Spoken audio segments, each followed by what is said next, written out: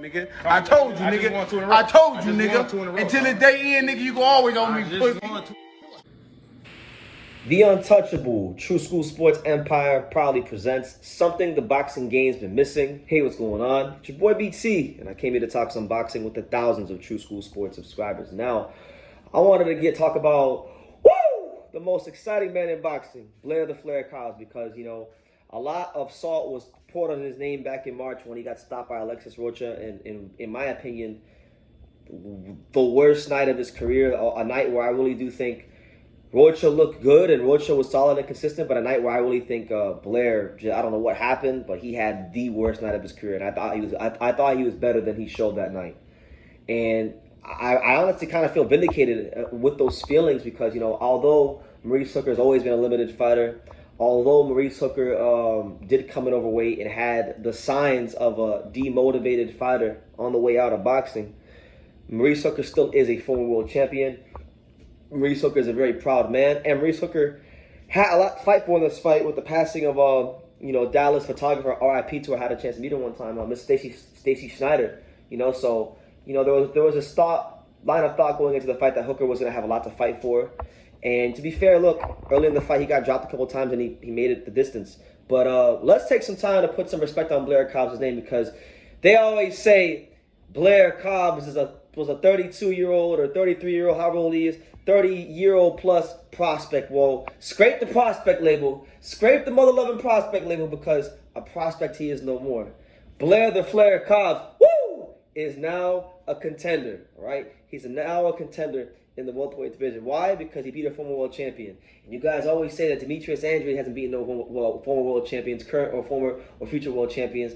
So he ain't that good. So now that we're putting a premium on that kind of stuff in boxing, Blair Cobbs did it. So Blair Cobbs deserves some respect. This is his first fight with his new trainer.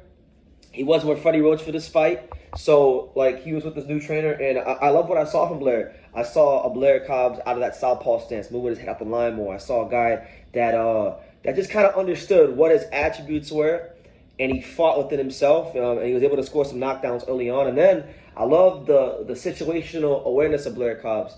It would have been very easy if he let his pride get in the way to trade with Maurice Hooker when he was already so far up on the cards. But he stayed composed. He utilized the ring. He pot-shotted him when he needed to. He countered him when he needed to. And he didn't allow Hooker to set his feet and get any shots off and get back into the fight. So just a really, really mature performance of Blair Cobbs. I think with this win, it's beautiful what boxing is, because boxing is one of the greatest metaphors for life itself.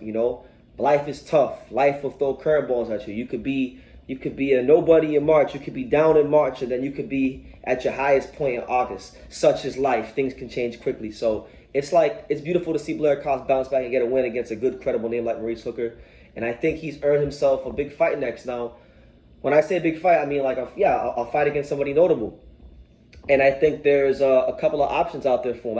I think there's three extremely realistic options for him, all within the Golden Boy, or not all of the Golden Boy stable, but they all they can all happen for one reason or the other. So the first option I think happened for Blair Cobbs is Virgil Ortiz, who came out during fight week and did say he was open to fighting Blair Cobbs if he could have a performance and beat Maurice Hooker, and he had a performance and beat Maurice Hooker. So Virgil's not going to fight those two guys at welterweight, the two divas that don't want to sign a contract when they haven't wanted to for 4 or 5 years almost.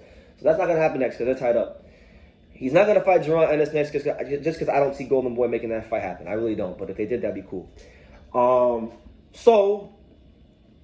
And maybe Styles doesn't happen next either. So if those three things don't happen, then I think you have Virgil versus Blair. I think Virgil would absolutely, in my opinion, I like Blair, and I'll be rooting for him to go in there and do his thing, because I think he's great for boxing. But Blair Cobbs, I just think, is way too limited for Virgil. And like I just said in my last video, people talk about power and speed and athleticism, but the one thing that people seem to overlook in boxing the most is fundamentals and how much can a fighter maintain his form and his shape throughout the course of 12 rounds. And Virgil Ortiz maintains his fundamentals throughout all the rounds he fights. And I think if they fight, that would be the most glaring thing. His punches would get from point A to point B extremely quicker, and he would hurt Blair Cobbs and pierce that guard early. I really don't see that fight going past the 7th round, if that, So that could be an option for Blair, but I would like to see him fight someone of a lower level so he has a chance to, win. If not Virgil, then you have obviously the Alexis Roach rematch. I think him getting a win against a guy like Hooker puts him in position to do that, because the reality is, Rocha, look, I think Rocha's a good, solid fighter. I don't think he's a bad fighter or anything like that. I think he's solid, but I don't think he's a killer, and I don't think he's special. I really do think that night, back in March, Blair had I don't know what happened to him, but I just think something was wrong with him, and he's had the worst night of his career. Because then if you watch Rocha's last fight on the Ryan Garcia card, he fought, I don't even remember who he fought, but he fought some lesser opponent than Blair, and he just didn't look like a killer. He didn't look like no killer. And I've seen other fights of his where he looks solid, he's consistent, but he didn't look like no killer. So I just think that's a fight that could be revisited. And if not that fight, then I think he could fight Michael McKinson, who he called out that week of the fight, trying to get into the main event slot. Michael McKinson had a very courageous game performance against Virgil Ortiz, in which he took him 9 rounds and definitely showed why he was the problem. He just didn't have the firepower to keep him off for the whole 12 rounds. But he showed counter-punching ability. He showed physical strength. He showed a lot of things. And I think if Blair really wanted to test how good his boxing skills were, fighting an awkward guy like Michael McKinson, who's now mixed it up at world level, and really shown he's a top 20, 25 caliber, type welterweight. I really think that would be a good test for Blair. Also, when you factor in that he's a southpaw as well. Blair won this fight against Hooker mainly based off of explosive counterpunching, and that was due to Maurice Hooker's head being right there on the line to be hit. He's not really a guy with a lot of head movement. His head was right there on the line. McKinson ain't that type of fighter. McKinson can move his head up the line. He can change levels. He can pivot around you. He can reverse pivot around you. There's more dimensions to what McKinson can do, and I really do think that would be a very difficult fight for Blair, because Blair would I think miss a lot of punches, and when you miss a lot of punches, it can tire you out and discourage a fighter. You got to be a very, very composed, poised, fundamentally sound fighter, like a Virgil Ortiz type, to be able to deal with that kind of a style. So I would like that fight. Personally, for me, that's the fight I would like to see next for Blair Cobbs. But all in all, great performance and a great comeback. And as far as the Maurice Hooker side of things, listen, man, I'm a huge Maurice Hooker fan. I wasn't at first when I first seen him fight 6 years ago against Darlius Perez, and I thought he got a good decision. But he won me over when he went to the UK and he beat Terry Flanagan for the world title on foreign soil. Then Top Rank tried to get him beat against Alex Saucedo, who was a big contender at the time. They're trying to make him into the next Mexican-American star. He got dropped early in the fight, got back up and stopped him right in his hometown. So he was a true world champion. He was a limited guy who had some sort of gumption and determination about him, and willed himself to become world champion. But he was always limited, and I think it's not really my place to tell a fighter when he should and shouldn't hang it up. But in my opinion, he should. I really do think he should, because what I saw against Blair Cobbs was a fighter that he still had the heart to continue, but he ran out of ideas. For a guy that was a world champion, I don't think he should be running out of ideas like Maurice Hooker did in that fight. And I question, how much he really wants to fight with him missing weight, which is crazy, because he just fought at welterweight. His last fight, made it perfectly fine against Virgil. Now he missed it by 3 whole pounds. So it's like, when you see these things happen, these are signs of a guy that his heart's not in it no more. When your heart's not in it, it's time to get out, because this is a dangerous sport. Boxing is like a jealous woman. You can't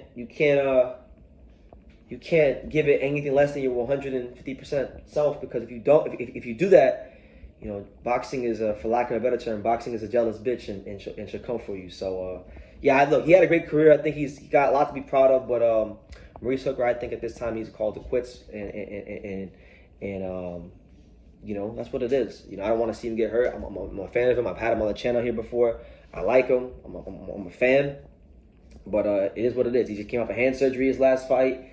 That's two straight losses for him, one against Virgil, one against Blair. So I don't want to see any more losses for the guy. He's a shining example of a guy who didn't have a whole lot of ability, a ton of ability at the world class level, but found a way to get shit done.